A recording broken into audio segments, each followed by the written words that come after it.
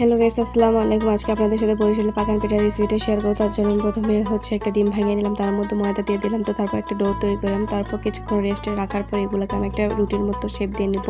তো তারপর এগুলাকে আমি কেটে নিব, পাতার সাইজ করব। তো পাতার সাইজ করা হয়ে গেলে আমি এগুলাকে একটু ডিজাইন করব পাতার মতো আর কি।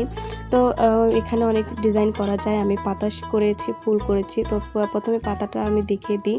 তবে এইভাবে পাতা হয়ে গেল, দেখুন কতটা সুন্দর হয়েছে। তো তারপর আমি এখানে একটা ফুল কাটিয়ে নিচ্ছি। তো এরকম করে ফুল করবেন বা আপনারা অন্যরকম ডিজাইন দিতে পারেন।